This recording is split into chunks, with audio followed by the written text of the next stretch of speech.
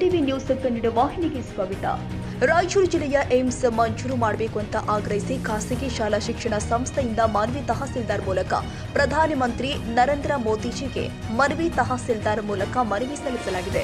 ಪ್ರತಿಭಟನಾಕಾರರು ಬಸವ ವೃತ್ತದಿಂದ ತಹಸೀಲ್ದಾರ್ ಕಚೇರಿವರೆಗೂ ಪ್ರತಿಭಟನೆ ಮಾಡಿ ನಮ್ಮ ಜಿಲ್ಲೆಗೆ ಮಂಜೂರು ಮಾಡಿ ಎಂದು ವಿದ್ಯಾರ್ಥಿಗಳು ಆಗ್ರಹಿಸಿದರು.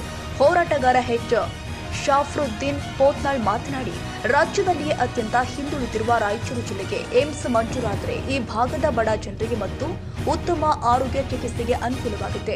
ಈ ಭಾಗದ ವಿದ್ಯಾರ್ಥಿಗಳಿಗೆ ವೈದ್ಯಕೀಯ ಶಿಕ್ಷಣವನ್ನು ಪಡೆಯುವುದಕ್ಕೆ ಅನುಕೂಲವಾಗುವ ಉದ್ದೇಶದಿಂದ ಈ ಭಾಗಕ್ಕೆ ಅಖಿಲ ಭಾರತ ವೈದ್ಯಕೀಯ ವಿಜ್ಞಾನಗಳ ಸಂಸ್ಥೆಗೆ ಮಂಜೂರು ಮಾಡಲು ಕೇಂದ್ರ ಸರ್ಕಾರ ಸ್ಪಂದಿಸ್ತಾ ಇಲ್ಲ ಎಂದು ಕಿಡಿಕಾರಿದ್ರು. ರಾಯಚೂರು ಜಿಲ್ಲೆಯಲ್ಲಿ ಐತಿಹಾಸಿಕವಾಗಿರ್ತಕ್ಕಂಥ ಹೋರಾಟ ನಡೆದಿದೆ. 1,000 ದಿನಕ್ಕೆ ಇವತ್ತು ಪೂರೈಸಿ ಅತ್ಯಧಿಕ ದೀರ್ಘಾವಧಿಯ ಒಂದು ಹೋರಾಟ, ಐತಿಹಾಸಿಕ ಹೋರಾಟ ನಡೆದಿರ್ತಕ್ಕಂಥದ್ದು ನಮ್ಮ ಇಡೀ ರಾಯಚೂರು ಜಿಲ್ಲೆ ಇವತ್ತು ರಾಜ್ಯದ ಜನತೆ ರಾಯಚೂರು ಜಿಲ್ಲೆಯ ಕಡೆಯ ಬಗೆಗಿನ ಹೊರಳುವಂತೆ ಬಗೆಗಿನ ಮಾಡಿದೆ ಅಂತ ಹೇಳಿದ್ರೆ ತಪ್ಪಾಗಲಿಕ್ಕಿಲ್ಲ.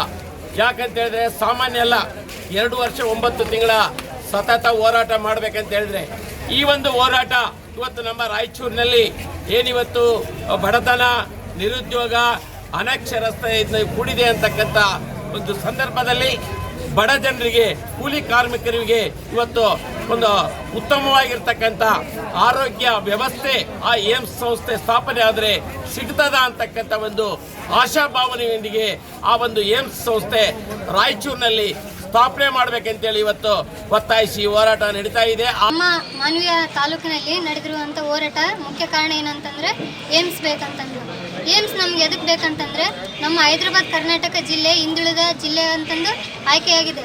ಅದರಲ್ಲಿ ನಮ್ಮ ಜಿಲ್ಲೆಯಾಗಿರುವಂಥ ರಾಯಚೂರು ಬಹಳಷ್ಟು ಹಿಂದುಳಿದಿದೆ. ಅದರಲ್ಲಿ ಇವತ್ತು ನಮ್ಮ ಮಾನವಿ ತಾಲೂಕಿನಲ್ಲಿ ಏಮ್ಸ್ ಒಂದು ಅಡಿಯಲ್ಲಿ ಎಲ್ಲರೂ ನಮ್ಮ ಶಾಲೆಯ ಮತ್ತು ಇನ್ನಿತರ ಶಾಲೆಯ ಶಿಕ್ಷಕರು ಮತ್ತು ವಿದ್ಯಾರ್ಥಿನಿಯರು ಬಂದು ಆಯ್ಕೆಯಾಗಿದ್ದಾರೆ.